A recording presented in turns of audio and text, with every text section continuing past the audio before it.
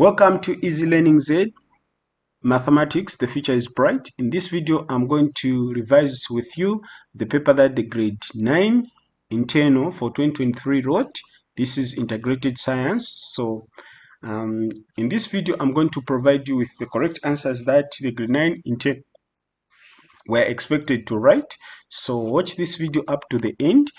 If you haven't subscribed to our YouTube channel, we encourage you to subscribe to our YouTube channel so that you don't miss any video.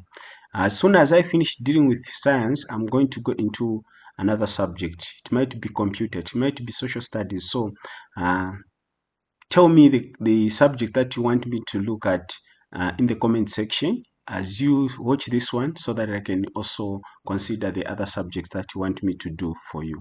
Okay, with that being said, let's go into answering the questions. Question 1 is as follows. Which pair of the human reproductive organs are only found in females? Which pair of the human reproductive organs are only found in females? Okay, so let's go to the answers. We have got oviduct and ovary. Okay, oviduct and ovary are only found in females. Okay, oviduct and ovary are only found in females. Okay, now when you look at oviduct and urethra, which is answer B, oviduct and urethra, oviduct is found in female, but urethra is found in both male and female. Okay, C, urethra and ovary. So again here, the same thing I said about urethra. Urethra is found in both. And the question wants us only to identify those parts that are found only in female. When we talk about D, which has the uterus, uterus is found in women, but scrotum is only found in male. Okay? For urethra, is found in both female and male. For scrotum, it is only found in male. So those I've circled there, those are the ones that have made the answers to be wrong. B, urethra, has made the answer to be wrong. C, urethra, has made the answer C to be wrong. D, scrotum, has made the answer D to be wrong. Okay, I said urethra is found in both, scrotum is only found in male. Okay, we go to question number C. Okay, question number 2. What am I saying? Question number 2. Which statement explains the function of the placenta? Which statement explains the function of the placenta? This is A, the exchange point for nutrients and gases. This one is correct. Or A is very correct. So I'll just go through B through D just to clarify some areas if need is needed. Okay, if there is need for me to do that. Okay, B, the organ that produces female gametes. No, the organ that produces female gametes, that is ovary, not placenta. Okay, female gametes are produced in ovaries. C, where birth takes place. Here we could consider vagina or cervix. Okay, vagina or cervix. Okay, that's where giving birth takes place. D, where fertilization takes place. Where fertilization takes place is in oviduct or fallopian tube. Fallopian tube.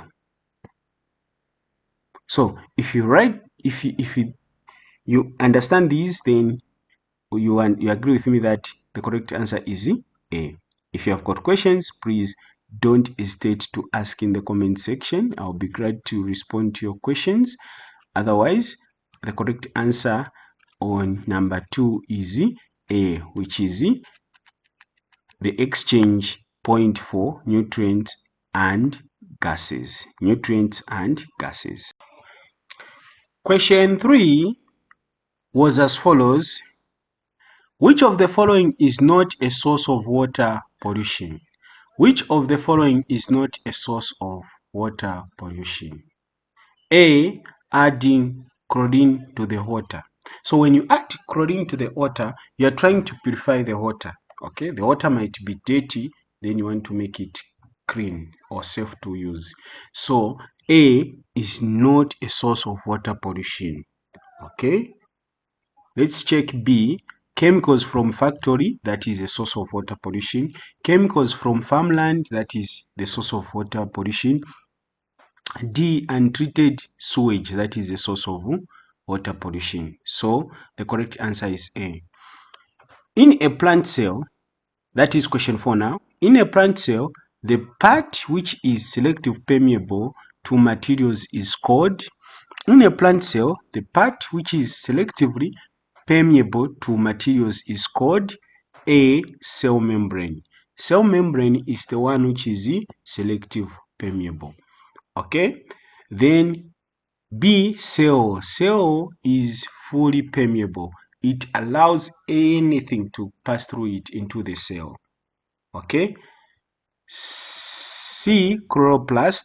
This is chloroplast has got the chlorophyll, which gives the green pigment of the leaf or the plant.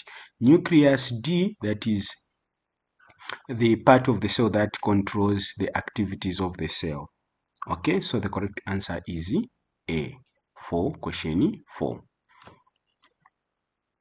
Question 5 is as follows. Which of the following are the correct mineral elements important for plant growth?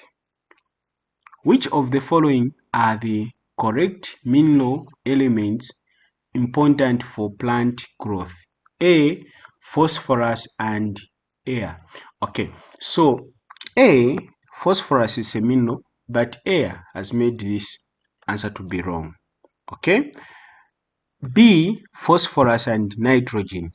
Plants need phosphorus and nitrogen. So B might be correct, but let's check other answers. C, potassium and air. So air again has made the answer C to be wrong. Then D, potassium and hydrogen. Again, hydrogen here, okay, has made the answer to be wrong. Okay, hydrogen is a gas and not a mineral. Okay, so the correct answer is B. Okay, we come to question number 6. It is possible to separate a mixture of mini-mu and iron particles because mini-mu dash. Okay, it is possible to separate a mixture of mini-mu and iron particles because mini-mu dash. A, does not melt where iron particles melt. By the time iron particles are melting, that means mini-mu has turned into ashes. Okay, because iron particles have got higher melting point than the mini-mu. B, it is less denser. Mini-mu is less denser compared to iron particles. If we want to use filtration to separate this or decantation, it will be very difficult because the mini-mu also settles down. So this method won't work out. C, mini-mu is non-magnetic while iron particles are magnetic. This one, yes. Okay, so we use the magnetic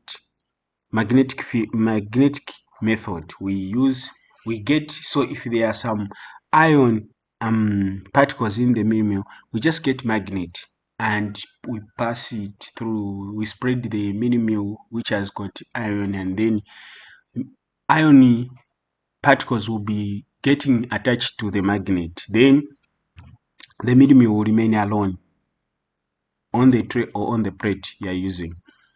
D, mini-mu is soluble where iron particles are not. No, this one no. Okay, so the correct answer is C. Correct answer is C. Okay. Question 7. is as follows. Calculate the weight of an object with a mass of 400,000 grams. Take acceleration due to gravity to be 10 Newton per kg. The weight is, calculate the weight of an object with a mass of 40,000 grams. Take acceleration due to gravity to be 10 Newton per kg. The weight is, okay, so the weight is equal to, so we say weight is equal to mass times gravitational force. Okay, so we can say is equal to, then mass, we are told it's 40,000 grams. Now since it is 10 Newton per kg, we're going to get rid of these 3 zeros and then come up with 40 kg, then times 10 newtons, which is acceleration due to gravity, per kg. Okay, then we multiply. Now we should understand that this kg here and this kg here will cancel each other out. Okay, so we have got 40 times 10 Newton will give us 400 Newton. Okay, will give us 400 Newton. Okay, so the correct answer is B. Okay, and let's see if you have got questions. If you don't have questions, that is the correct answer. Just do us a favor and subscribe to our YouTube channel. We'll be very grateful alone for your companionship as we make these videos. So please subscribe to our YouTube channel. Question 8. Which of the following best explains why ships are made to avoid sinking in seas? Which of the following best explain why ships are made to avoid sinking in seas? The dash. A. The weight of the ship is increased while the base is reduced. No. If this is done, the ship cannot even go anywhere. It will sink. B. Mass of a ship is increased while volume is reduced. Oh no, again, that will land the ship at the bottom of the sea. So A and B, they are almost saying the same thing. C. Volume of the ship is increased and the mass is reduced. This one is correct. Okay, so what C is saying it is broadened while the mass is reduced. Okay, so it is made bigger but the mass is reduced. D. Wood is used to make the ship instead of metal. This one is not true. Not all the boats are made of wood, and most ships are made of metal. So the only thing that explains why ships are made to avoid sinking in the sea is C. Volume of the ship is increased and mass is reduced. That's the correct answer, C. Question 9 is as follows. Which of the following shows the correct effect of heat and its uses of expansion in everyday life? Okay, so I've got expansion effect, then we have got use in everyday life. Okay, so A, air. Okay, so when air expands, how can we use the expansion of air in our daily life? They're saying thermostats in laboratories. No. Thermostats in thermometer in laboratories. Thermometers in laboratories, they don't use air. Okay, basically it's liquid. Okay, it's liquid. Okay. B, gas thermometer in clinics. No, the clinics we go to, if there is a thermometer they use is it uses liquid. Okay. C, liquid thermostat in pressing iron. There's no thermostat made of liquid in pressing iron. Thermostats in pressing iron, they are made of solid. D, solid thermostats in pressing iron. So the correct answer is D, thermostat in pressing iron. Okay, so thermostat in pressing iron is the one that is used. It is a metal, it's a solid, and it is used. Okay. Question 10 is as follows. The following diagram shows a light ray passing through three different media. The following diagram shows a light ray passing through three different media. We have got media L, we have also got media M, media N. So I hope you can see this is media L, media M, media N. Media L, media M, media N. Okay, so those are the things you need to pay attention, as well as the movement of the light ray. Okay, so once you have done that, then we can come to the actual question and answer this question. Which of the following is the correct statement about the media used in the experiment?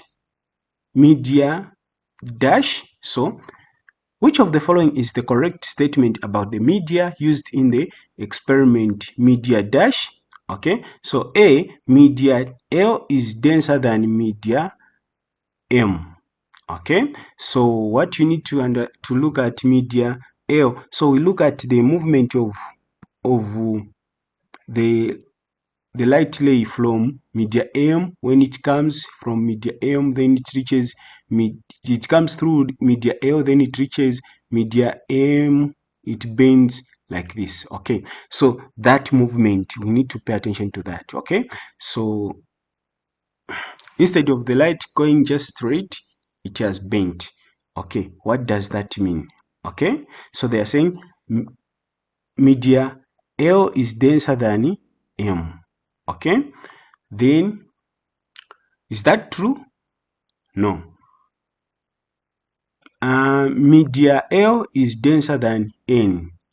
Okay, media L is denser than N. This way here, considering this movement and this movement, for us to tell exactly, it will be a bit difficult, as there is a media that is in between them.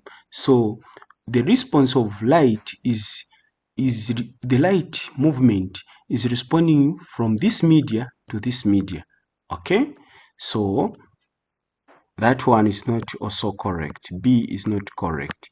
Okay, then C, M is denser than L.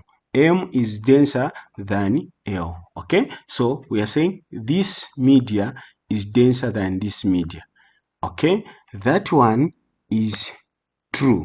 Okay, so I can even circle C to be correct. However, let's go to D and counter check. Then we are saying M has the same density as N. Okay, so if M and N had the same density, then the light couldn't have bent. Okay, the light couldn't have bent. Okay, as you can see, all the media are put at the same angle. So the correct answer is C. So C is the correct answer. Okay, if you have got questions, please ask. If you find this video helpful, remember to subscribe to our YouTube channel. Please subscribe. Question 11 is as follows. Which of the following blood component prevent excessive bleeding by clotting the blood? Which of the following blood components prevent excessive bleeding by clotting the blood? Okay, so A, plasma. Plasma, this is the liquid where these other components dissolves in. So plasma, no. B, platelets. Platelets helps the blood to clot, and B, that's a correct one. However, I'll go to C and D as well. So C, red blood cells. These red blood cells, they carry oxygen and they carry oxygen and carbon dioxide from the body, oxygen in the body, from the lungs to the parts of the body. Then from the parts of the body, the red blood cells will carry carbon dioxide to the lungs, then it is exhaled. White blood cells, these are our defenders. These, they fight diseases. So the correct answer is B for question 11. Question 12. Which of the following is a function of the leaves in the respiratory system? Which of the following is a function of the leaves in the respiratory system? So they: A, enable contraction and relaxation of intercostal muscles. No. B, enable lungs to carry out exchange of gases. No. C, hold the delicate lungs in place. No. D, provide physical protection to the lungs. Yes. Okay. Yes, these are the security guards of the lungs. Not holding the lungs in place, no. These they are just like fence. Okay, the lungs are inside, attached to the inner parts of the body. Then the leaves are more or less like fencing the lungs, so that when we fall, we don't like break our lungs or destroy our lungs. So they are just a fence. Okay, so the correct answer is D. Question 13 is as follows. Which of the following describes the best method of preventing contraction of sexually transmitted infections in adolescents? Which of the following describes the best method of preventing contraction of sexually transmitted infections in adolescents? A, abstinence. Okay, A, that is abstinence, and that is the best method. You don't indulge in sexual activities, and thus you cannot contract sexual transmitted diseases, infections, or diseases. You are not going to get that. Okay, you are not going to get STDs or STIs. Okay. B, avoid casual sex. Okay, you can avoid casual sex, but as long as you are involved in sexual transmitted disease, this will not be the best method of preventing contraction of STIs. Okay, it's not the best, because as long as you are involved, there will be some touching and other things and flow of fluid, and you can't take total control of those things. So it's not the best. Okay, but it's a good protection. If you cannot abstain, then you avoid casual sex. Okay. C, correct and consistent use of condoms. Okay, so condoms can be used and the activities can start, but it's a material and people are using are human beings. They can make mistakes. Okay, so it's not 100%. It's not the best. Okay, there is a likelihood that anything can happen to the condom. Maybe you didn't wear it properly, then it bursts. It puts at the risk of contracting the STIs. D, having one faith partner. Okay, yeah, having one faith partner is somehow a solution, but how long can this person be faithful? Okay, and as long as you get involved into sexual activities, this cannot also be the best. So among the answers given, even if this person can be faithful, but among the answers given here, the best answer is abstinence. Okay, the best answer is abstinence.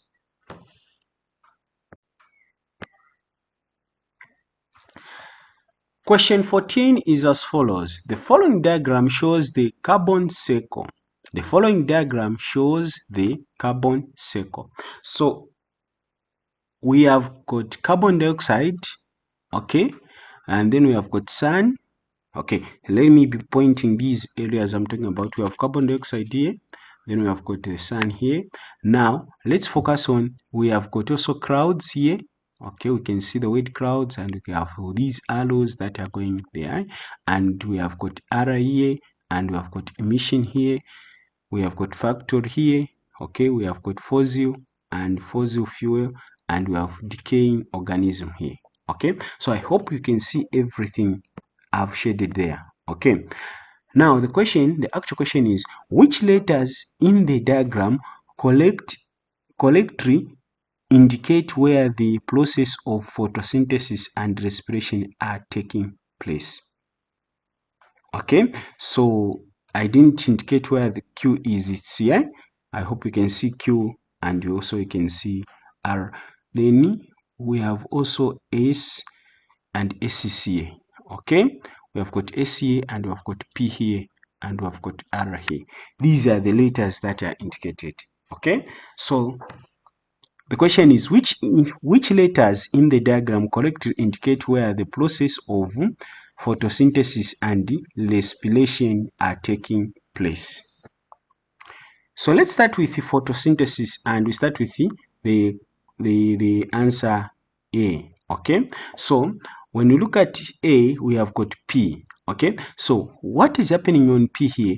We can see that carbon dioxide is taken from the atmosphere, comes to the plant, and we know that when photosynthesis is taking place, the plant uses carbon dioxide to manufacture food, and that is what is happening. So P is representing photosynthesis. I hope you have followed me. Then we come to R. R is here.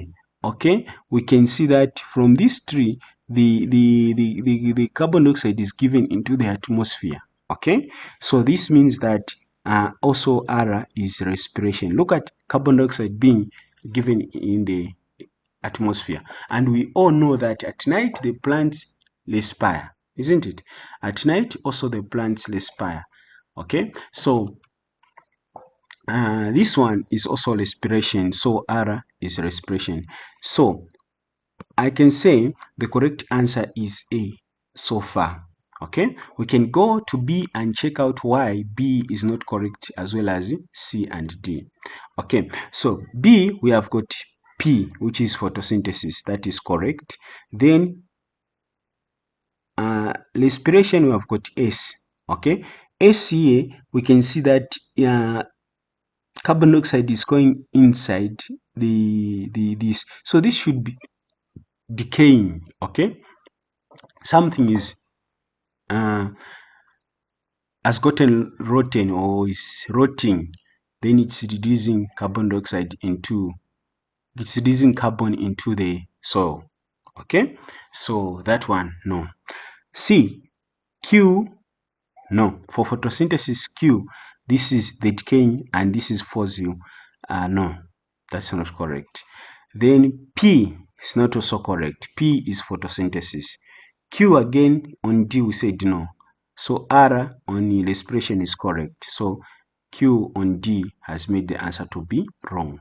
However, on C, both choices of letters are wrong. Q is not photosynthesis. P is not respiration. Okay, so on B, S is the only one which is making the answer to be wrong. So the correct answer is A. Question 15 is as follows. Question 15 is as follows. The list shows physical and biological factors that affect the rate of transpiration. The list shows physical and biological factors that affect the rate of transpiration. 1. Humidity. 2. Number of stomatas. 3. Temperature. 4. Size and shape of leaf. 5. Wind. 6. Distribution of stomatas. The actual question is, which of the numbers show the correct set of physical factors affect transpiration? Which of the numbers show the correct set of physical factors that affect transpiration? A, that is 1, which is humidity. Remember, physical factors. So that is humidity. We are talking about 1 then 3, that is temperature, then 4, which is size and shape of leaf. Okay, these are physical factors that affect transpiration. Okay,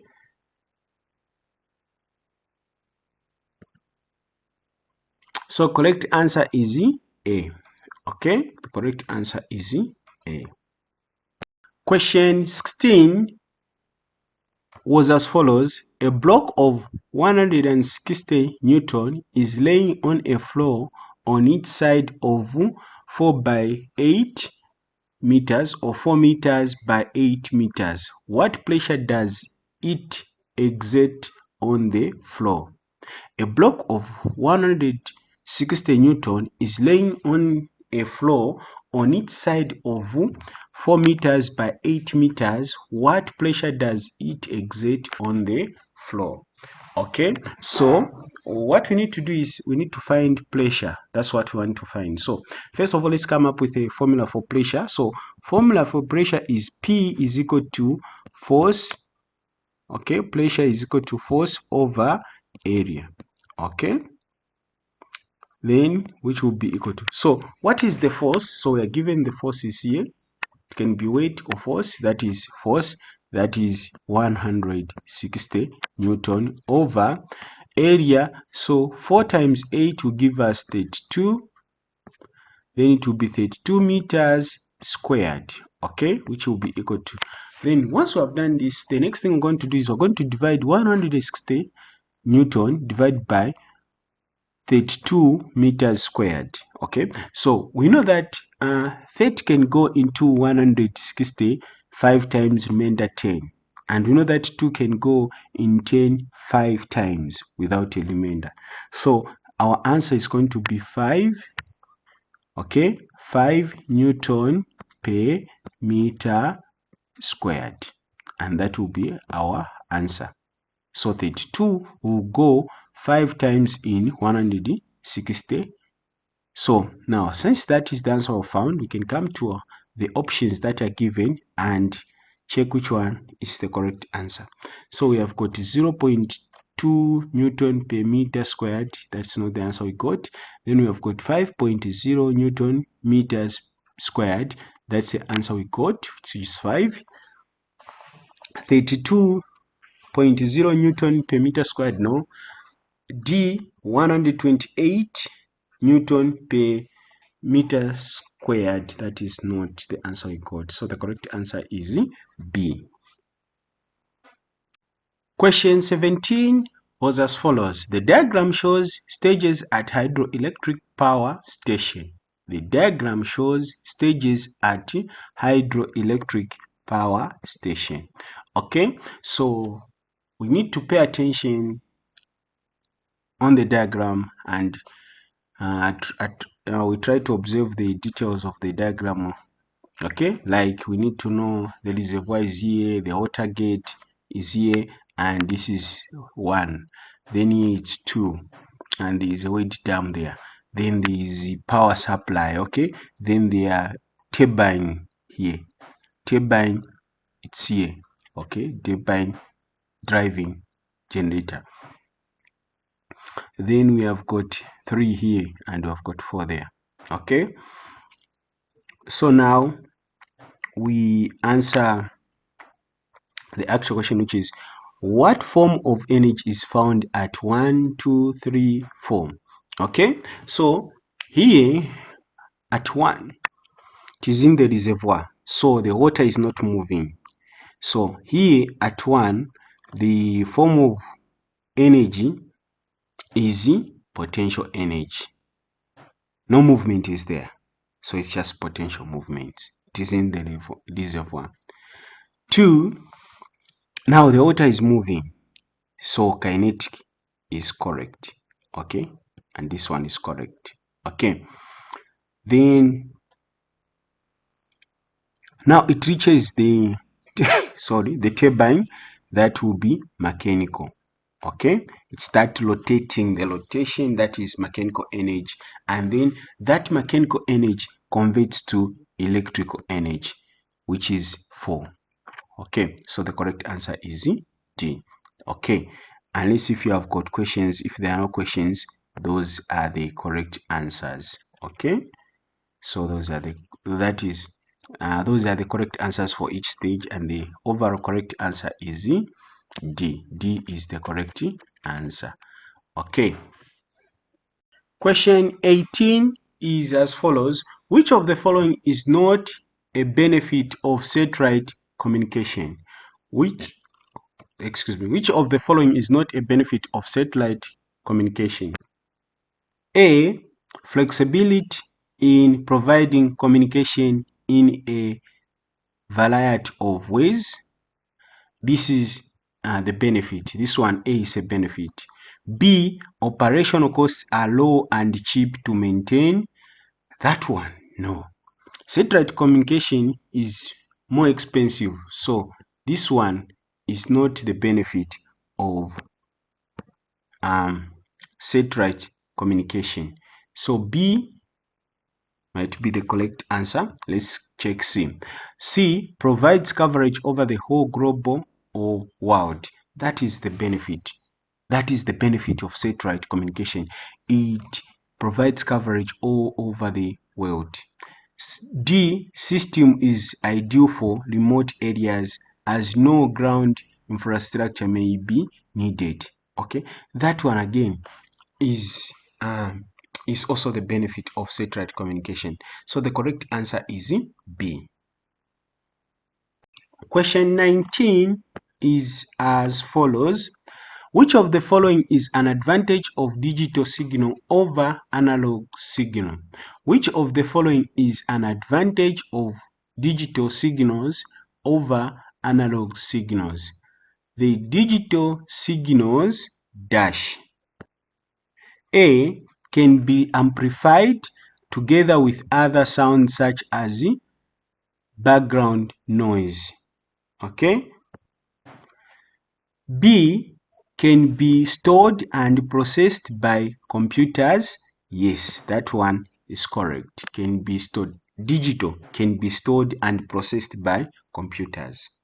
Let's see C. Carry less information per second than analog. No, that's not true. Digital, no. That is the opposite. D. Vary continuously in amplitude and frequency. No. So the correct answer is B. We come to question 20. A satellite is a device used for A. Amplifying of signals for transmission. Repeaters do this, not the satellites. B. Decoding signal into audio and video signals. No.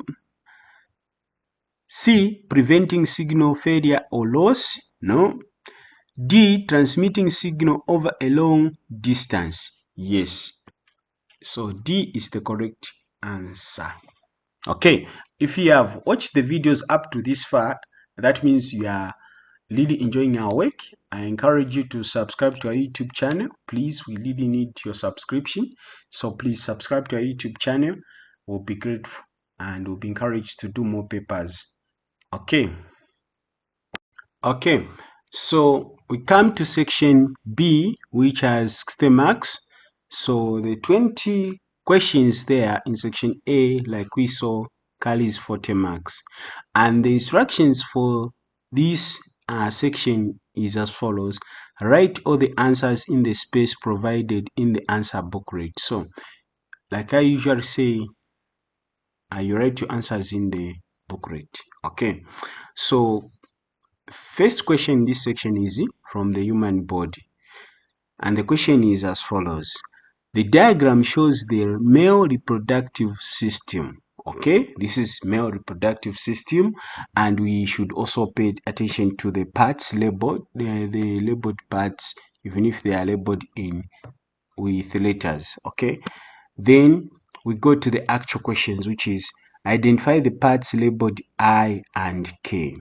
Okay, so I, that is the part labeled I, that is urethra.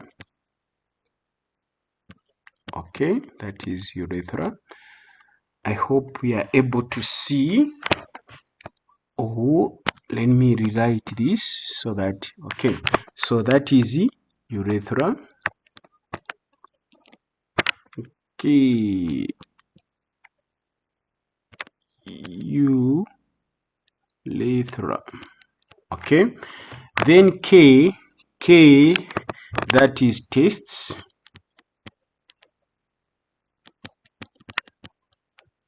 Okay. Okay. Question B, which labeled part 1 is used to deposit male gametes into the female reproductive system? So the part that is used to deposit the male gametes into the female reproductive system is J. Okay, J, that is J. Okay, J. So this part. Okay, then 2. Show where male gametes are formed. Shows, okay, which labeled part shows where male gametes are formed. So the labeled part that shows where male gametes are formed is K. Okay, it is K. Okay, I know you are wondering, some of you are wondering, so what are male gametes? These are sperms. Okay, these are sperms. When you hear about male gametes, we're talking about sperms. Okay, then we come to question 1C. Which labeled part in the diagram is also found in the female reproductive system? Okay, so the one that is found in both is urethra. That is, they're saying which labeled part is found in both, that is I, which is urethra. Okay, you will find urethra in female and male reproductive system. Okay, so both male and female reproductive system, they have got there is urethra. Okay, we come to question D. Name one part found in the female reproductive system which with similar functions to that of the part K. Name one part found in female reproductive system with similar function to that of part labeled K. So K is tests. So which female part has the same function as K? So we have realized that K, these are tests and they make male gametes. So the other the part that makes sex cells in, let me say, ovaries, the part that makes ova in women is the ovary. Okay, ovary. So ovary has the same function as K.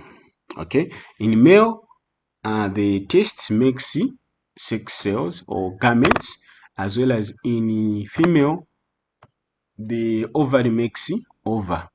Okay, the eggs that get fertilized by sperms. Okay, so basically these were the answers that you were supposed to write.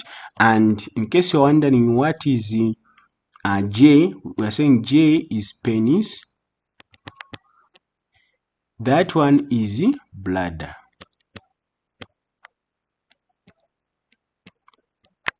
Okay, that is bladder. So basically this is what you are supposed to write.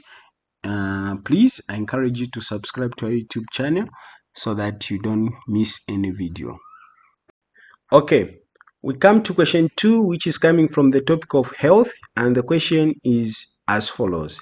The following is a list of foodstuffs which provide different nutrients: beans, bread, fish, cassava, pumpkin, eggs. Okay, so these are the foodstuffs that are given, and I hope you can see these foodstuffs here. And then the actual questions are here. So the actual questions are here.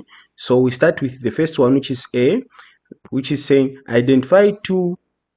Question 2A1 is asking us to identify foodstuffs that belong to carbohydrate. Okay, so in other words, we are asked to find foods that can give us carbohydrate. Okay, so when you look at beans, beans will not give us carbohydrate. Beans is the source of protein. When we come to 2, we have got bread, which will give us carbohydrate. So bread will give us carbohydrate. Fish will give us protein. Fish is the source of protein. Cassava is the source of carbohydrate. Then pumpkin is the source of vitamins. Eggs is a source of proteins as well. Okay, so we can say the correct answers for this question is bread and cassava. So when you eat bread, it's going to give you carbohydrate. When you eat cassava, it will give you carbohydrate. Okay, we come to question 2A. 2A, 2. We come to question 2A, 2. Question 2A, 2 is here. Is here. Okay. Identify one foodstuff that provides vitamin. Identify one foodstuff that provides vitamin. Okay, so the foodstuff that provides vitamin is beans will provide protein, like I said earlier on. Bread will give us carbohydrate. Fish will give us protein. Cassava will give us carbohydrate. Pumpkin will give us vitamins. So the answer is pumpkin. Okay.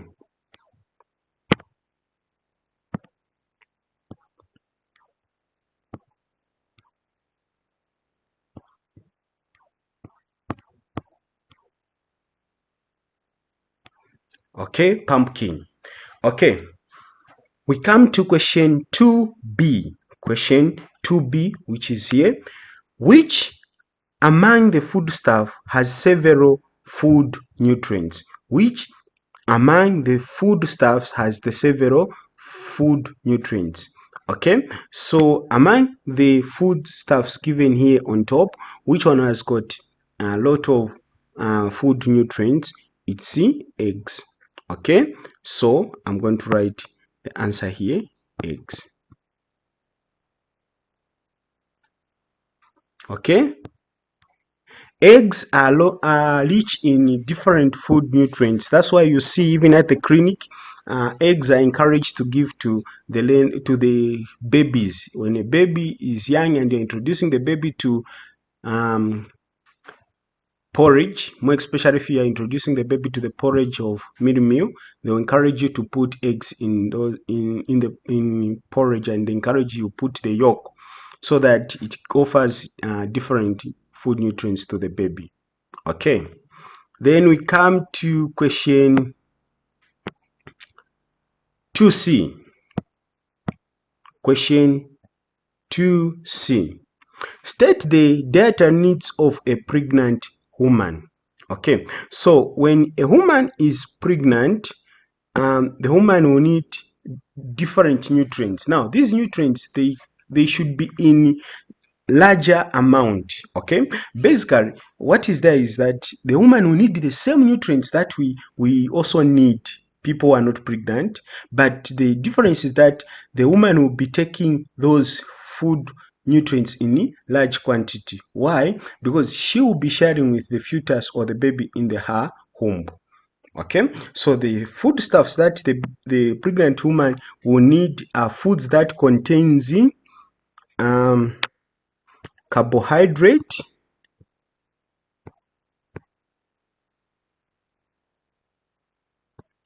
carbohydrates, foods that are rich in carbohydrates, proteins,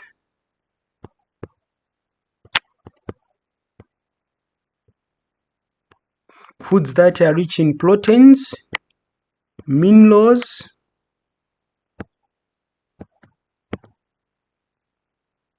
food that are rich in minerals, vitamins, food that are rich in vitamins, and also foods that are rich in fats. Okay, these 5 basic nutrients are important in the growth of a human being. So that what the pregnant woman will be doing is will be eating these things in large amount. Okay, so she will be taking these in large amount such that even when she shares with the fetus, she will have enough and the fetus will have enough for better growth. Okay, we come to question 2D. Question 2D. Question 2D is as follows. State one symptom of kwashiorkor. They just want you to mention one symptom of kwashiorkor. So I'll give you 2 so that you can pick one from those 2. Okay, in case in an exam they ask you to state 2, mostly the questions when they ask, they don't ask for more than 2 questions or 2 importance or 2 effects. It's usually 2 and 1. So I'll give you 2 so that you can be able even to remember them, because if I give you print of them, it won't even help you, to confuse you. There will be a lot for you to remember. So I'll just give you 2.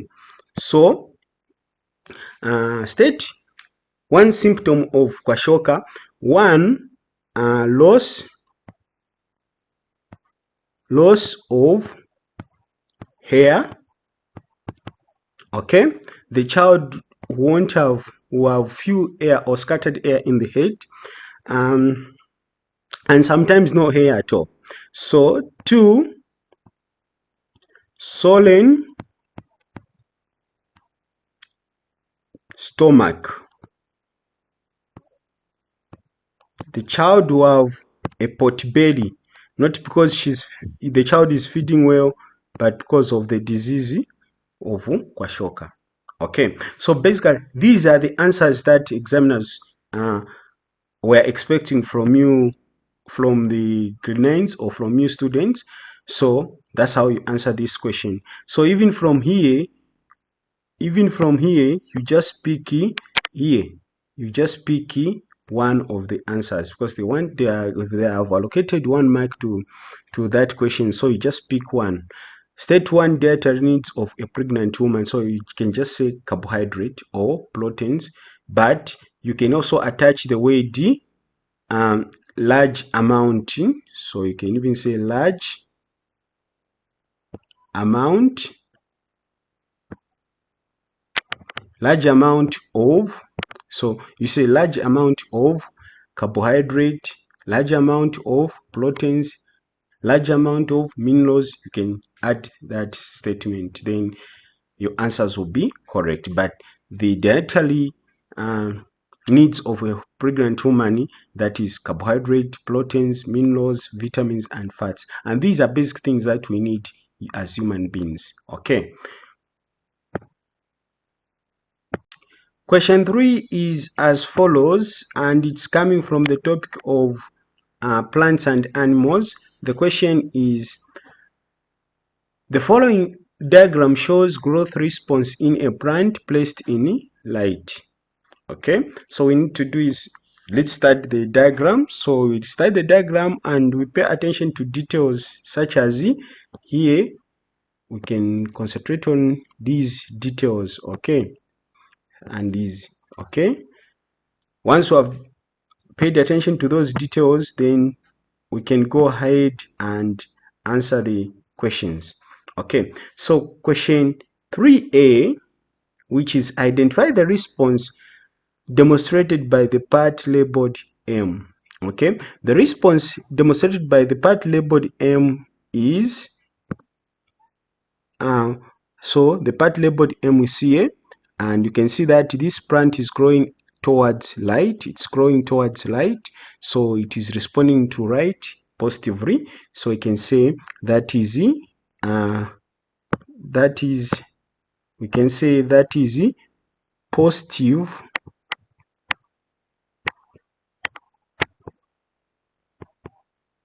phototropism.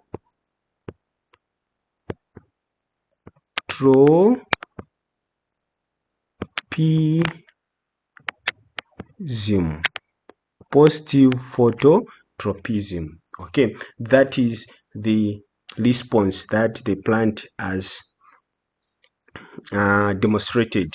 Okay, we come to question 3b. Question 3b is, which stimulus is responsible for the response marked L? Okay, the stimulus that is responsible for the response marked L. So the response marked L is here. We can see that the roots are growing towards the ground, the gravity, it's going down. So we can say the answer there is stimulus of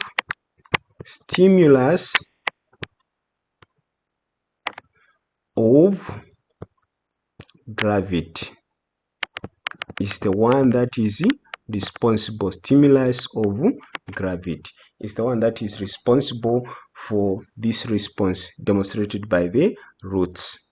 Okay, we come to question 3c, which is, what is the importance of the response made by the part labeled M?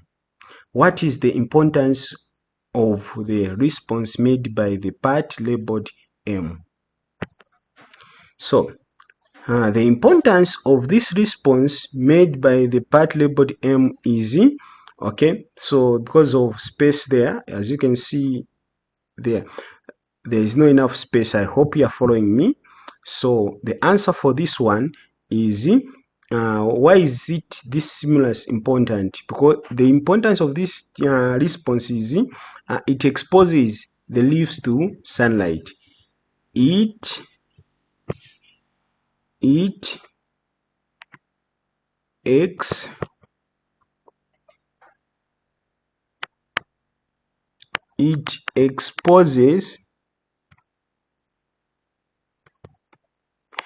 exposes the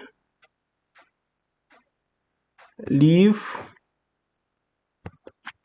to sun.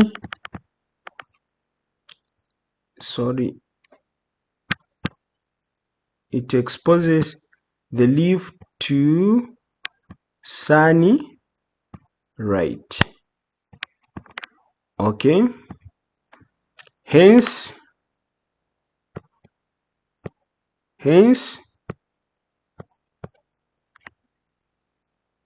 making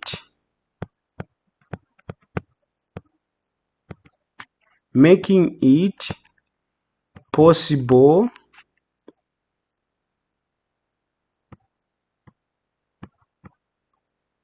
for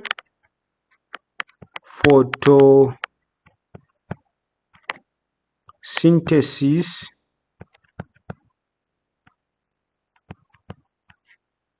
to take place. I hope you are able to see this answer. It has started from here. Okay, so the importance of the question is, what is the importance of response made by the part labeled M? Okay, so when the plant grows towards the light, that means it will expose the leaves, or it will be able to be exposed to sunlight.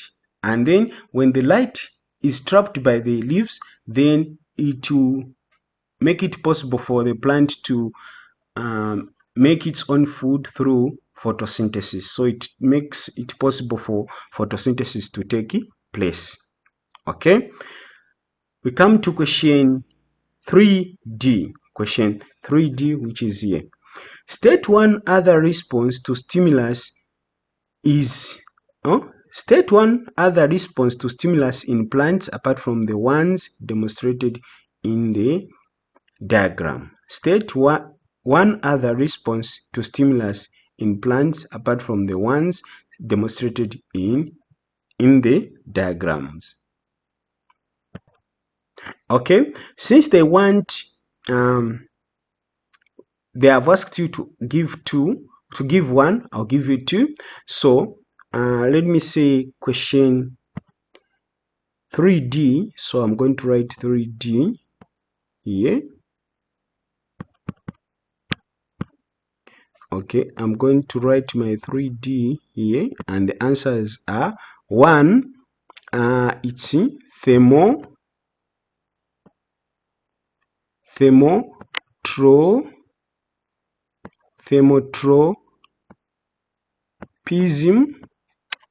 Okay, thermotropism, the response towards heat. Then the other one I'm also going to give you is and hydrotropism.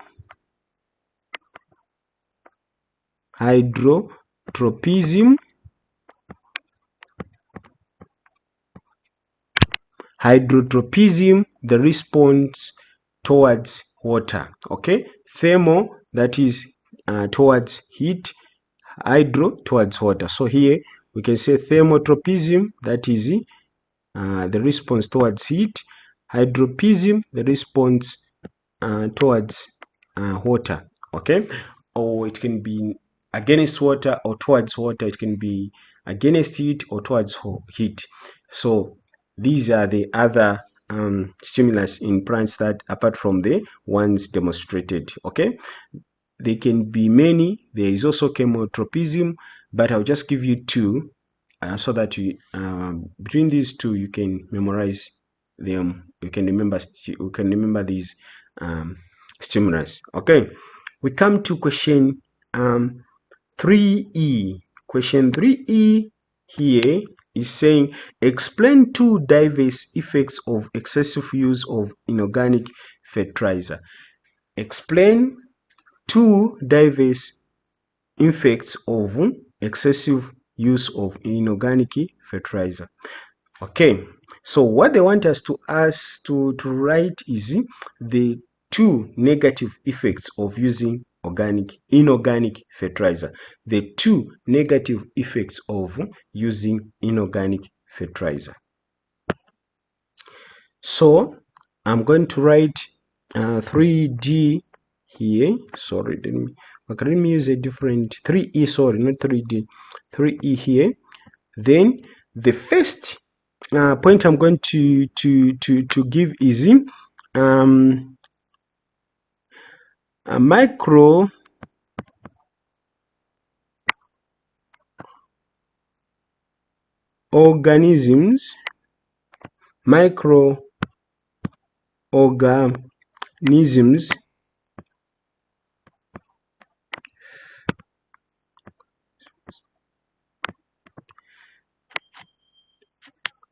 in the soil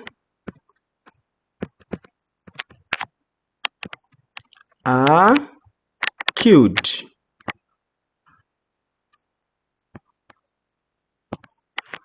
Okay, so microorganisms in the soil are killed. If you use inorganic fertilizer in excess, that means it will start killing the microorganisms that are in the soil. That helps to decompose dead materials. Okay, then the other point is the soil become acidic. Okay, so we can say the soil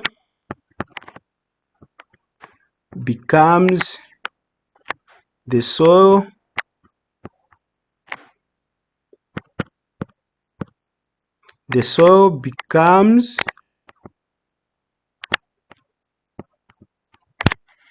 acidic. The soil becomes acidic. So if you use inorganic fertilizer in excess, then the soil will become acidic. Then the other point, since they want two, I'll give you three. The other point is ground water is polluted. Groundwater is polluted. So if you are using excessive inorganic fertilizer, as you apply in in the plants in the field, I mean, then that this fertilizer will start dissolving, and then it will start going out downwards, and then they will meet the water that we drink, and it will be polluted. Okay, so basically these are the answers that you are supposed to write, or that you are supposed to be given. So they are just examples of answers. I know in some questions there are plenty of answers, so I was just picking these. So if you remember others easier than these, you can also write them. Okay, if you think there is an important answer that I left out, you can still write it in the comment section. Basically this is how you answer this question. If you have got questions, please you can ask in the comment section.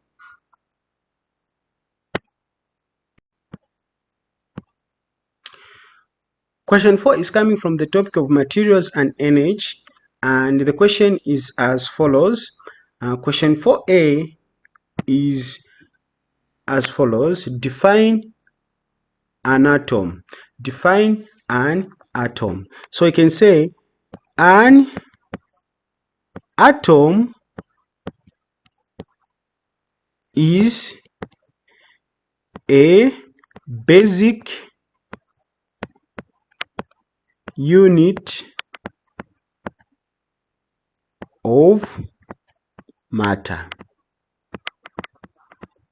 Okay, so there can be a lot of versions of definition. It's just a matter of using English differently, using different words, but the actual meaning is the same. An atom is a basic unit of matter. That is an atom. Okay, we come to question B. On the basic structure of an atom, identify one particle found in the nucleus. Okay, so we know that electrons are in the shells of the atom, and then the nucleus and the protons are in, the neutrons and the protons are in the nucleus. So here the answers may be neutron, it can be singular, or it can be neutrons, or it can be proton,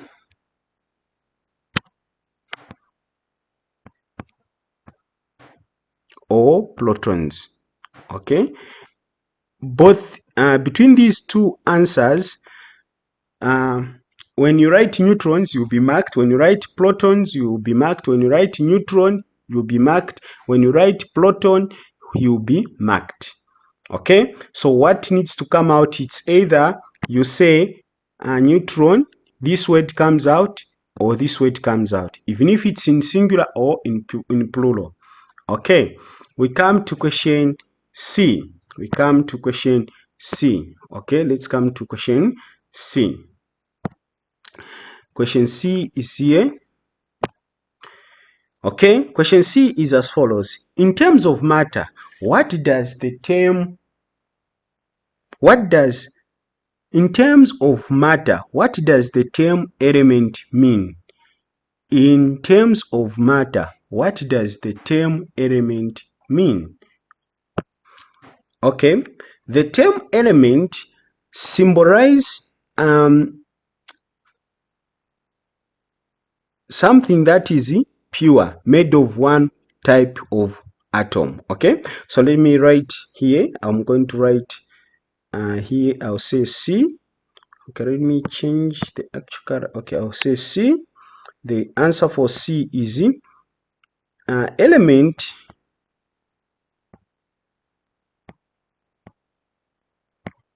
is matter, or let me say substance. Substance is substance, or is a is a substance made up of one kind of an atom that can not be split into smaller units.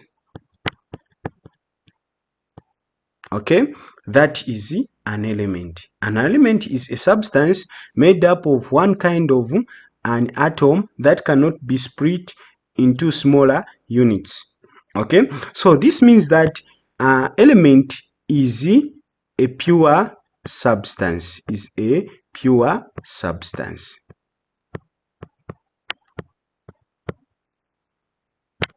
That is, an element is a pure substance. Okay, so you can also, if you write element is a pure substance, it will be appreciated, maybe given a half mark, because there are some pure substances that can be broken down or split into smaller units. But if you say it's a pure substance that cannot be divided or split into smaller units, then that is complete definition of an element. Okay, so that is the correct answer I've given you. That's how I can, or that's what element means in terms of matter. Question 3D, we come to question 3D, which is question 4D. Question 4D, not 3D, 4D. The question is, question 4D1, what atoms do the symbols C and O represent? Okay, so the symbols that C and O represent. Okay, C, we come here, C represent carbon.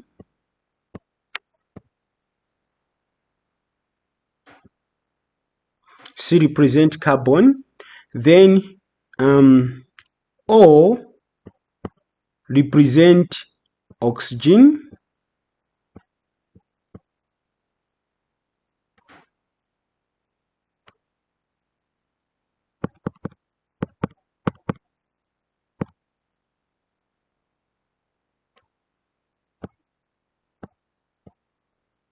O represent oxygen. Okay, we come to question D2. What molecule can be formed from symbols C and O? Okay, so symbols C stands for carbon and O stands for oxygen.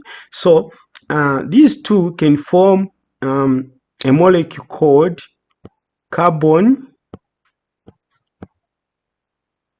dioxide, the one that is common, and you cannot easily forget this one, carbon dioxide. Okay, and then the other one, let me write the other one here, is called carbon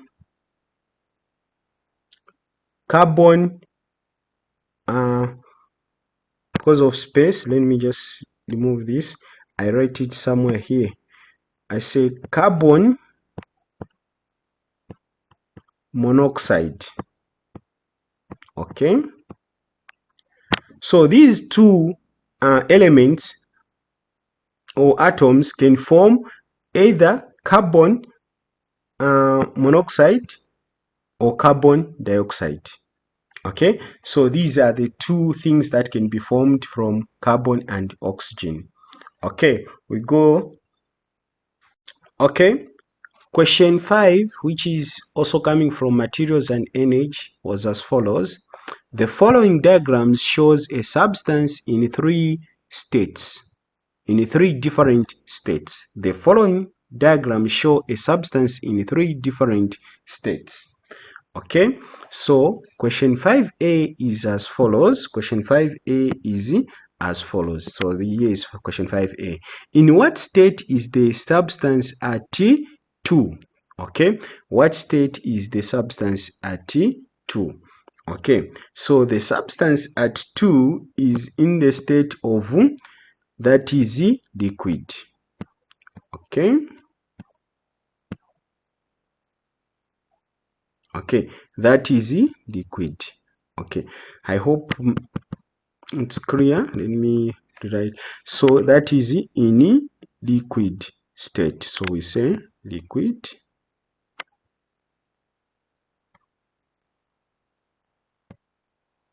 It's in liquid state. Okay, at 3, that is 3 there, here. That is in gaseous state. So you can say gaseous, in gaseous state. Okay, here it is in gas. Okay, I hope my U is clear there. Gaseous state. Okay, we come to question 5b here. Okay, question 5b is identify the process that occurs when the substance in B1 state 3 changes direct to state 1. Okay, so that the process when the substance is in gaseous state and comes to solid without passing through liquid is called sublimation. Okay, sublimation.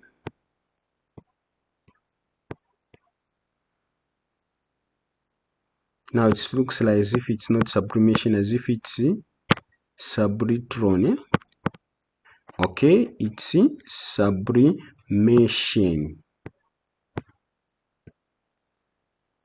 Okay, and the T should be clear. Okay, or you can also write that deposition.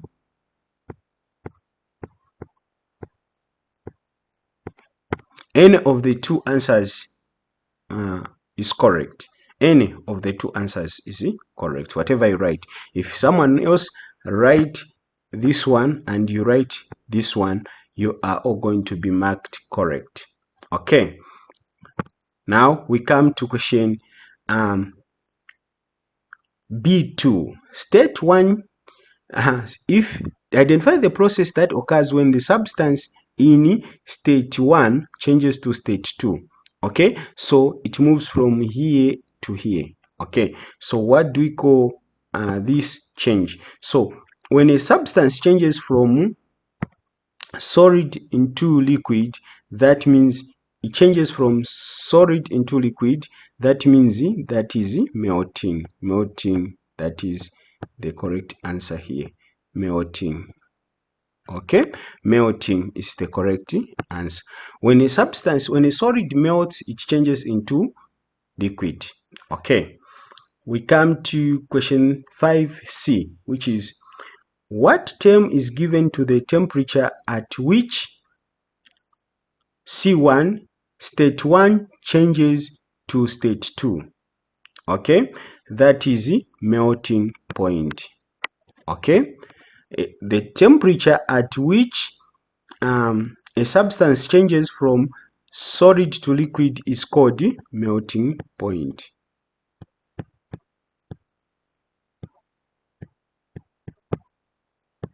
Okay, C2, the term is given, what term is given to the temperature at which state 2 changes to state 3? So liquid becomes gas, that is boiling point. Okay, that is boiling point.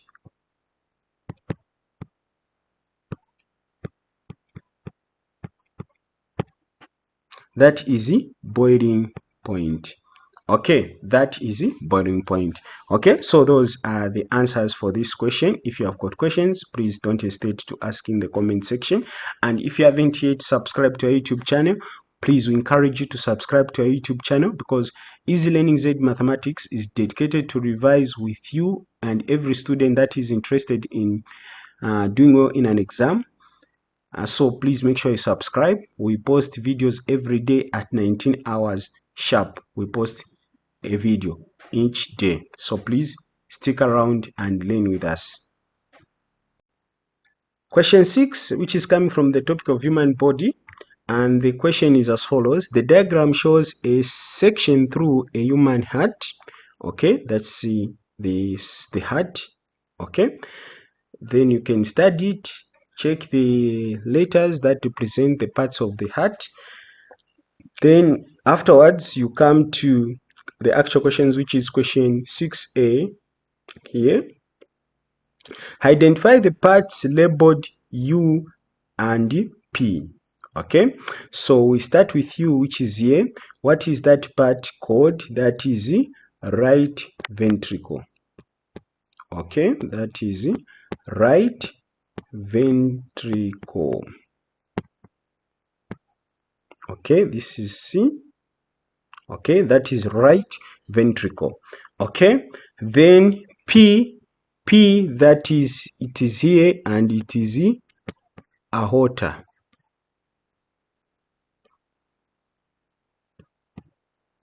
Okay, aorta. Okay, we come to question 6b, which is, which letter represents the vena cava? Which letter represents the vena cava? So the letter that represents vena cava is N. Okay, that is vena cava. Okay,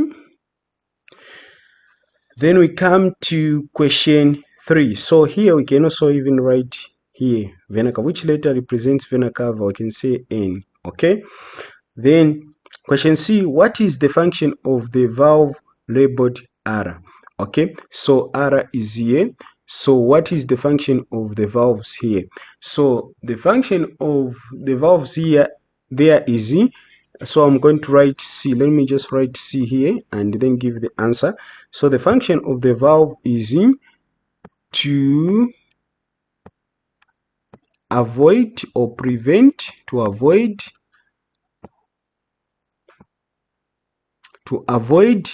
backflow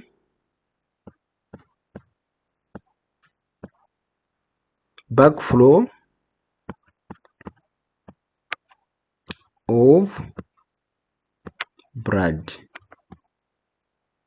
To avoid backflow of blood.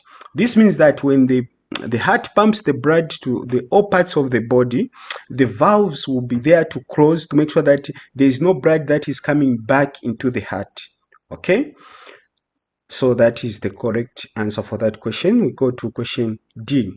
Question D is, why is the O of chamber T thicker than that of chamber U? Okay, so we have got chamber T here and chamber U here. These are the ones we are comparing. Okay, why is that the holes of chamber T are thicker than the holes of chamber U? So the correct answer, so I'm going to write D there. I don't know. Okay, I'm going to write D there. Then I'm going to say the correct answer is I'll say chamber T pumps blood to longer distance. Okay, all right. Okay, chamber T pumps blood to longer distance than, or I can say, well, chamber U to shorter shorter distance.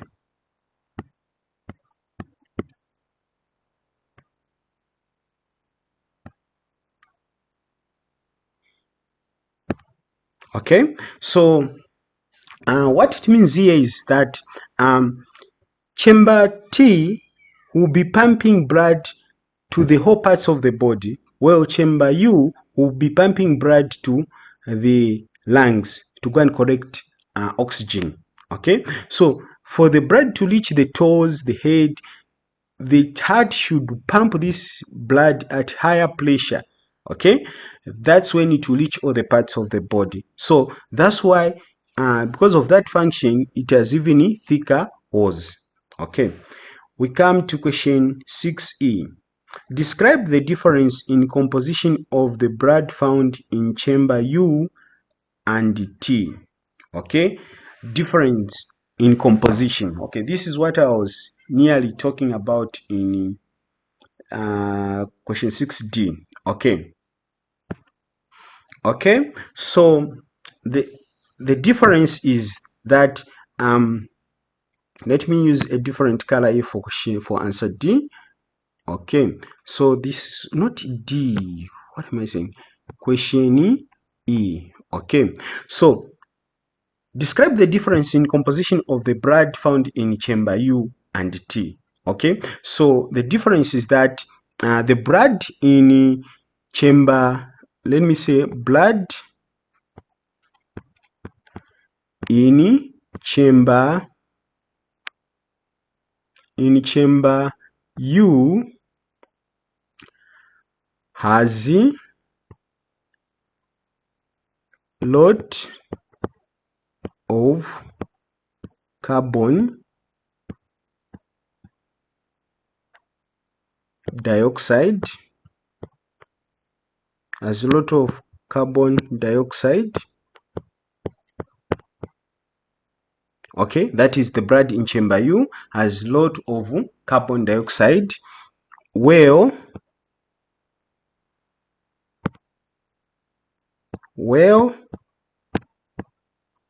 blood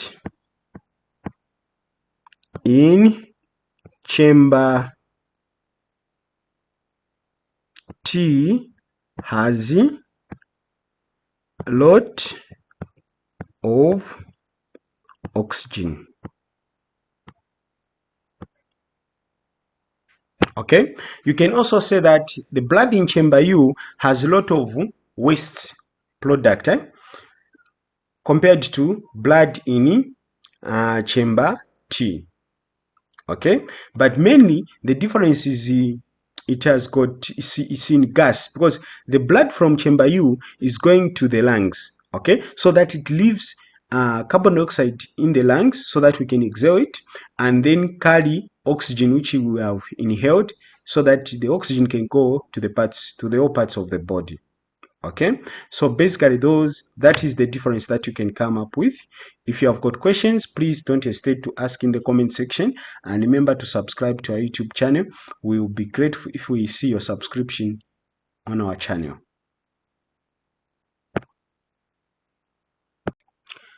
Question 7, which was coming from the topic of plants and animals, was as follows. 7a, what is photosynthesis? Okay, so let me write A here. Now let me define photosynthesis. So we can say photosynthesis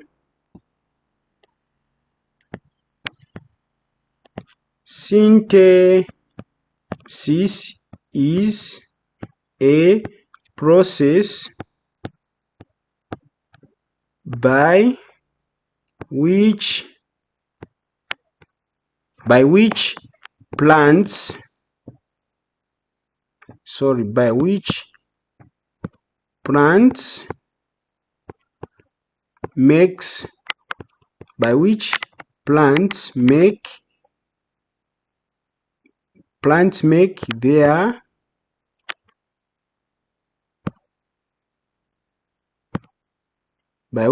plants make their own food. Okay, photosynthesis is a process by which plants make their own food. Okay, that is the photosynthesis. Okay, we come to question 7b, which is mention one condition necessary for photosynthesis. The condition that is necessary for photosynthesis. For photosynthesis to take place, what is needed? Okay, so let me write B here. Okay, for photosynthesis to take place, we need the plant needs presence of sunlight, energy or light energy, sunlight energy or light energy. Okay, since they want one, I'll give you two. The other one is presence of chlorophyll. Okay, the plant should have chlorophyll in its leaf. So presence of chlorophyll. Okay. Question 7c. Now we come to question 7c. Question 7c is as follows. Apart from starch, mention one other product of photosynthesis. So another product of photosynthesis apart from starch. So C, the other thing that is produced by photosynthesis is oxygen. Oxygen is produced, and mostly water is also given as a byproduct. Okay, water is also given out as a byproduct. When photosynthesis is taking place, the target is to make starch. Okay, and during this process, oxygen is produced and water is also given as a byproduct. Okay, we come to question D. What reagent is used to test for starch in a leaf? What reagent is used to test for starch in the leaf, in a leaf? Okay, the reagent used is Z. So let me write D here. The reagent used here is Z. Let me write D here. Is iodine solution. Iodine solution. Okay, iodine solution. So most iodine solution is as a brown color, and when starch is present in a leaf, it turns blue black. It turns blue black to show that there is starch in a substance you are testing. It can be a leaf, it can be any food stuff. Then if it remains brown, that means there is no starch. Okay, then we come to question E. State two differences between the process of photosynthesis and respiration. Two differences of the process of photosynthesis and respiration. Okay, so because of space, let me write the answers here. I'll use the different color here. Okay, so the first difference is that photosynthesis uses carbon dioxide.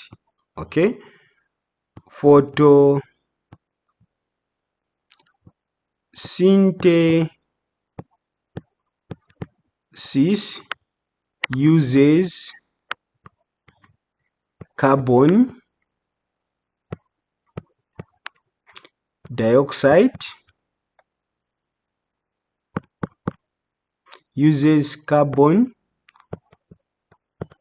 dioxide, while respiration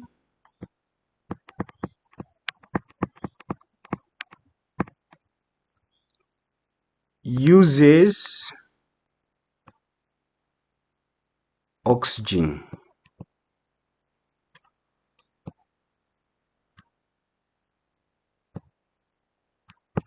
Okay, then this is the first point, and this is the first difference. So we're saying photosynthesis uses carbon dioxide, while respiration uses oxygen. Then the other one is photosynthesis gives out oxygen, while respiration gives out or produces carbon dioxide. So you can say photosynthesis gives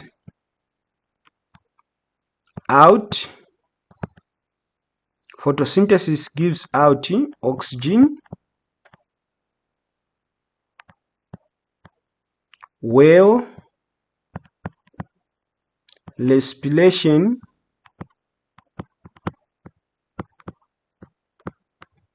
gives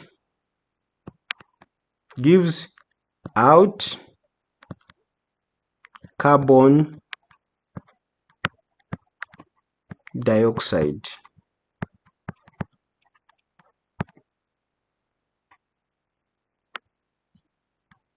Okay, gives out carbon dioxide. Okay, so these are the two differences. Now, since they want two, I should give you an extra one. Okay, so the extra one, where I'm going to write it, I'll write it there on top. So the third one is that the third point is photosynthesis. There on the right corner of the screen, that's where I'll write photosynthesis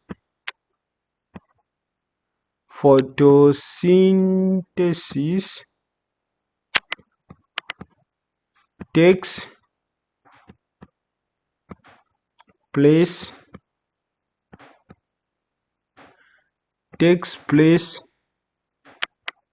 in the light only, while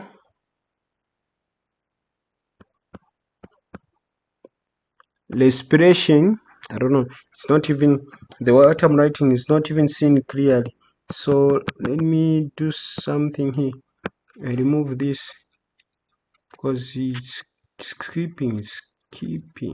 Okay, so I was saying, let me just write here on top so that I was saying photosynthesis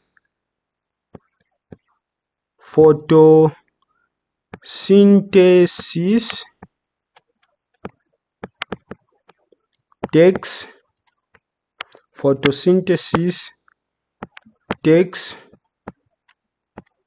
place in light, while respiration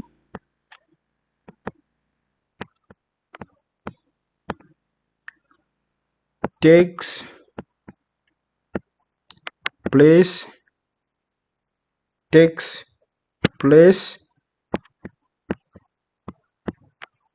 in light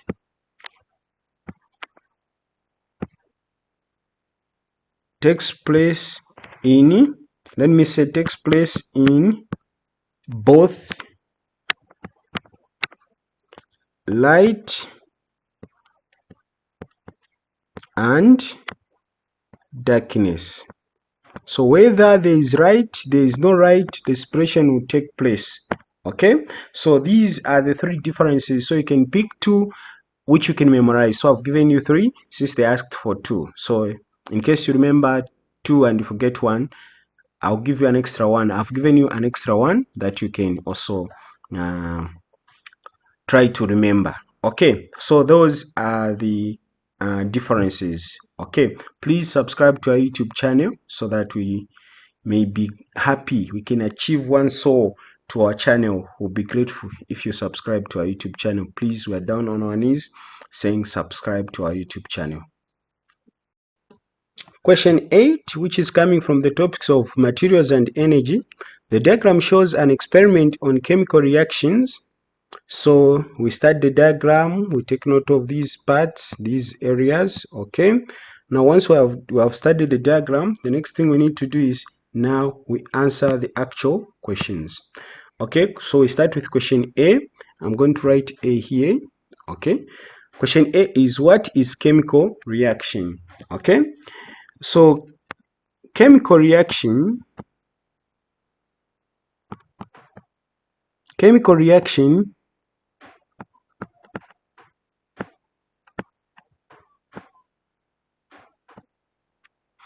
reaction is a reaction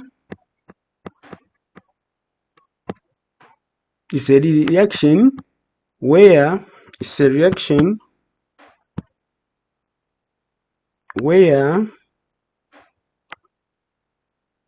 a new substance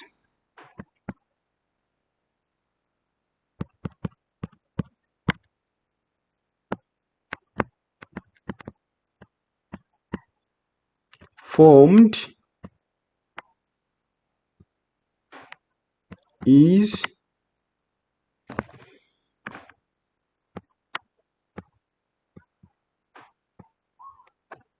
the new substance formed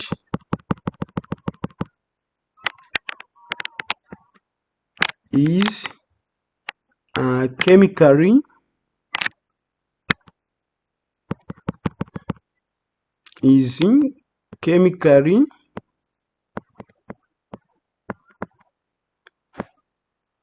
different.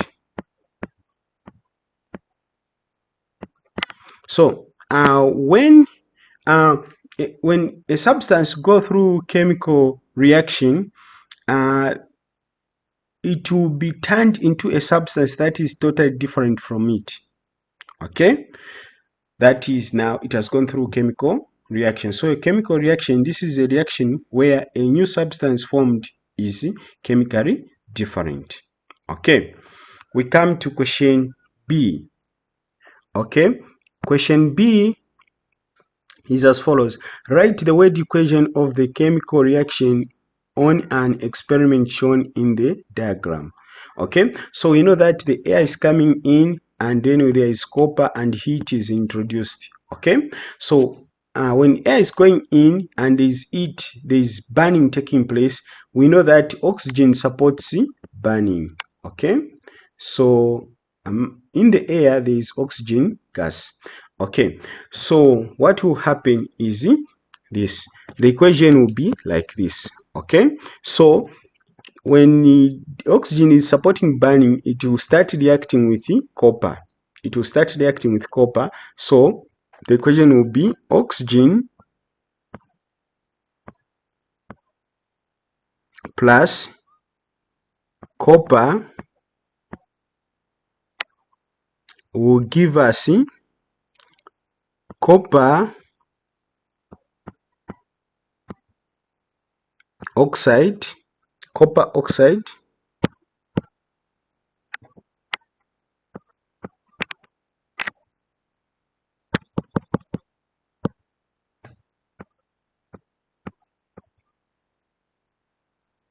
my D. I don't know why this side there is issue to write. Okay, copper oxide. This copper oxide can be copper oxide or copper 2 oxide. I hope you are following me. If you are left behind, you can ask in the comment section. I will be glad to respond to you.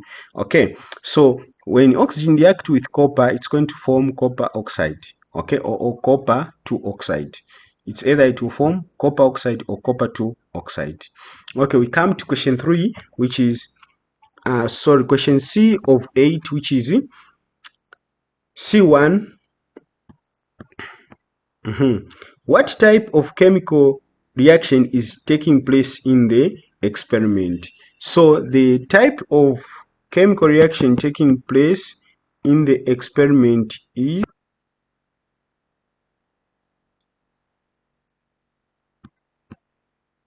synthesis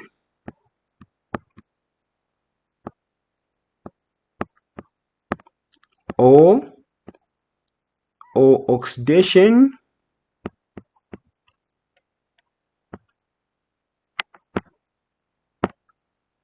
or combination.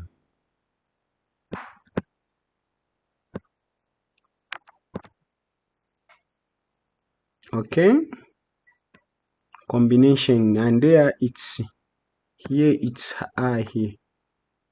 Okay, it's I here, combination. Okay, so that is the reaction, the chemical reaction that is taking place there is synthesis or oxidation or combination. Okay, then point number two. Point number two is state another type of chemical reaction. State another type of reaction. Okay, the other type of reaction can be single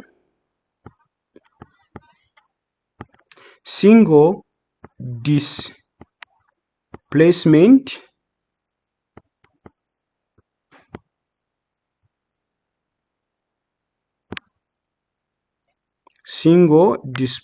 this is D, or double displacement. Single or double displacement, here it's A. Okay, though that is the other type of reaction. Okay, question D is as follows. Describe the nature of the chemical reaction shown in the diagram. Okay, the nature of the reaction is in, so I am going to write D here. Then the nature of the reaction is endothermic reaction. Okay, that is endothermic reaction. Okay, that's a correct answer there. That is endothermic reaction. Okay, then we come to question E, which is name the chemical process that results into splitting of water into hydrogen and oxygen gases. Name the chemical process that results into splitting of water into hydrogen and oxygen gases. Okay, so the correct answer is, let me write E here first. Okay, that is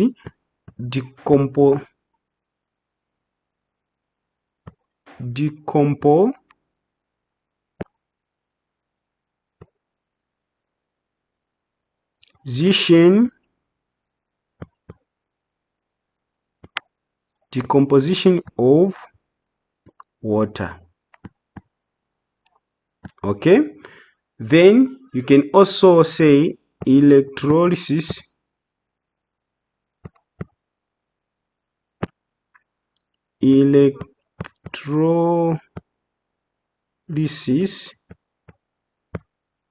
of water. Electrolysis of water. Okay, so that is the answers. Those are the answers for these questions. If you have got questions, please don't hesitate to ask in the comment section, but basically those were the answers for these questions. Okay, question 9, that is coming from material and energy. The following lay diagram is on an experiment on light. So what you need to do is you start the diagram, you pay attention to the measurements, you pay attention to the object, the lens, and the image. So where the object is, where the image is, okay. So once you have done that, then we come to the actual question, which is question 9a, which is what type of lens was used in the experiment. So I'm going to write A here, and the type of lens that was used was converging lens or convex. Okay, we come to question 2b. Question 2b. Sorry, am I saying 2b? Question 9b.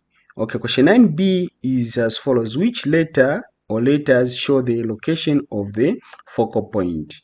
Okay, so I'm going to write B here. Then I'm going to say 1 point. Which letter or letters show the location of the focal point? That is 1 focal point, that is F stroke 2 F, F or 2F. Okay, then question B2 is focal length. Okay, which location is focal length? Okay, the point which is focal length is OF. OF. Okay, that is focal length. Okay, that is focal length OF. Okay, from O to F. Okay, all right. Yeah, I'm telling you.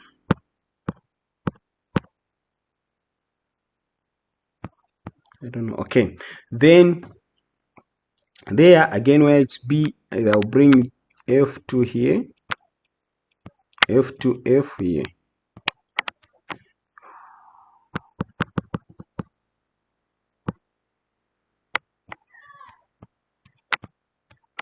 Okay, then we come to question 9C. Question 9C. Okay, question 9C is as follows. Okay, question 9C is as follows. State one characteristic of the image formed. Okay, state one characteristic of the image formed in the experiment. So this is the image formed. I'm sure you're able to see it here. This is the image formed. Okay, so when you look at the object, it's upright, the image is upside down. So we can say since they want one, I'll give you two characteristics. So I'm going to write C. Okay, so one, it is upside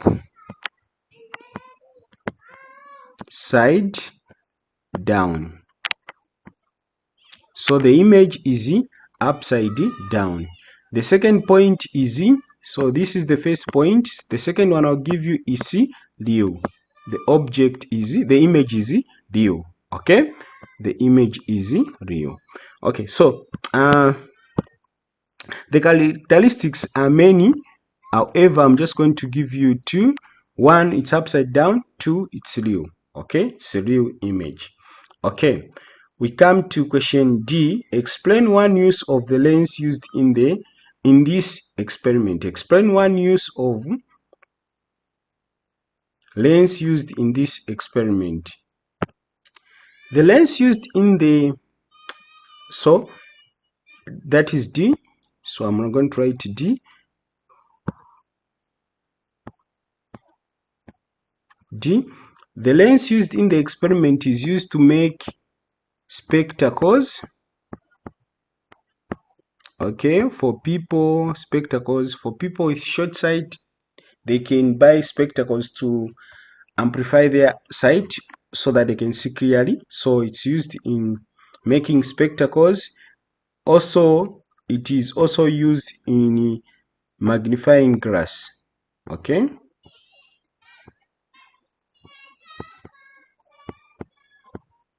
magnifying glass. It is used in magnifying glass. Okay, so you can pick one of the two to put as an answer there. Okay, magnifying glass, it is so used in microscope, so there are so many, but I should just share with you two since they want one. Okay, so we come to question E. Okay, question E is asking us to calculate the magnification of the image. The magnification of the image. So magnification, I'll just say mag, but it's magnification. Let me just complete. Magnification is equal to image size divided by object size. Okay, so now when we want to get the size of image, we'll come here. We are told that the image is 4 centimeter, so we'll put 4 centimeter here, over, then the object size is 2 centimeter, so we'll put 2 centimeter here. Okay, then next we're going to say 2 2 centimeter into 4 centimeter, it will give us 2. Okay, remember magnification has no unit, so we write 2 like that. So we can write times 2 into 4, it is 2, so we can say 2 times, okay, the magnification is 2 times, okay, or I don't know, the screen and the pen, they are against me. Okay, we say 2, then we say times, then we can also write x2, okay, as an answer. So this is the magnification. Okay, unless if you have got question, but basically this is how you calculate the magnification of the image and the object. Okay, or the magnification that has taken place between the object and the image. Okay. Okay, question 10 is coming from the topic of materials and energy. The question is as follows. The diagram shows an electric circuit, and that is the diagram. So you just have to pay attention and study the diagram. Once you have studied the diagram, then we go to the actual questions that are in this question. Question 10A, what is 1 electric current? So what is electric current? So we can say question 1, I'm going to write A here. Okay, so I'm going to write A just like I did. Then I'm going to define what electric current is. So electric current, we can say electric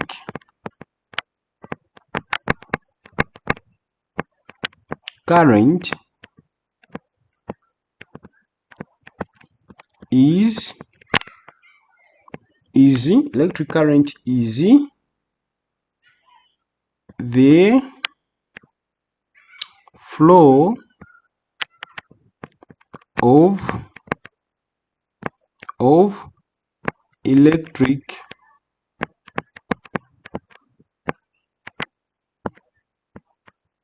charge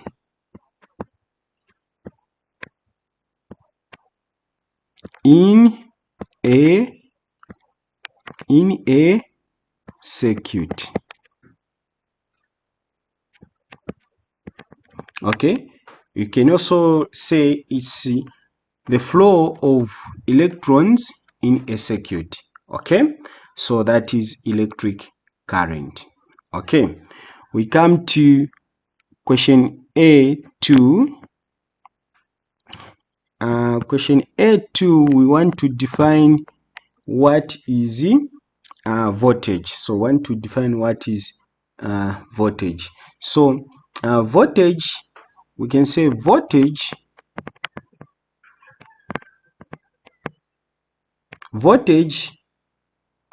is the force that is the force that drives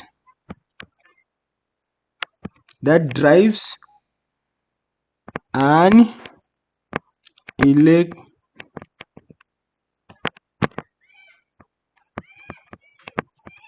electric current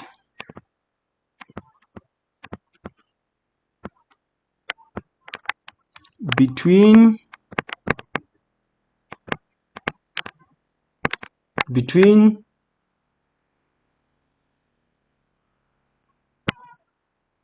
two points. Okay, so that is the voltage. Okay, we go to question B. Question B is name the device that is used to measure current. So the device used to measure current, so I'm going to write B, is the ammeter. Ammeter is the instrument used to measure current. Okay, now we come to C. Which number in the diagram shows the correct position for the device used to measure voltage? Which number is in the right position, is denoting the right position for putting an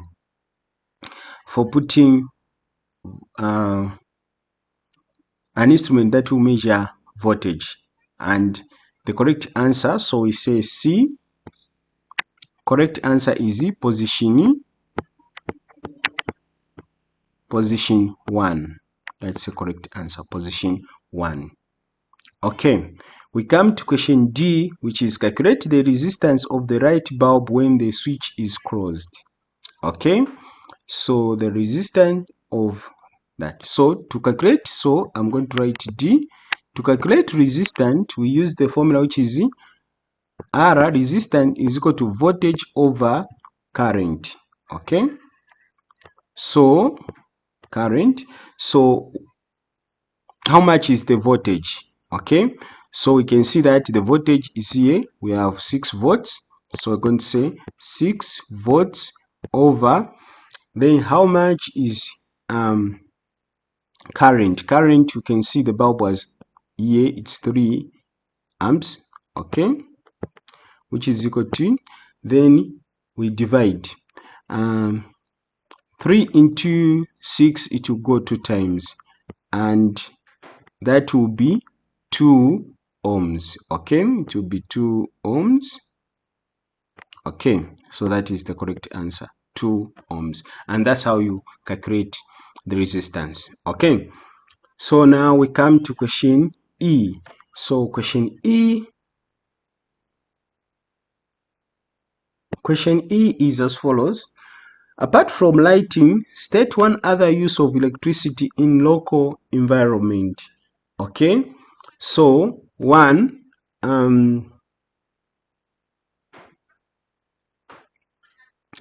it is used in, so let me write E first. Okay, E.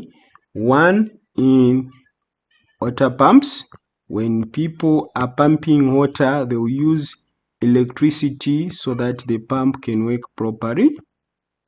Okay, since they want 1, I'll give you 2. The other one, apart from lighting the bulb, so it is also used when cooking. So they use stoves, cooking, so they will use stove to cook, and that means they are using electricity. Okay, there are so many things that are used with electricity. There is using of fan to make if it's hot, to have fresh air. There is also using air conditioners. They use electricity. Watching TV uses electricity. There are so many uses, so I'll just give you those two: for pumping water, for water pumps, and cooking. Okay, so you can choose between those two. You can choose one and write that.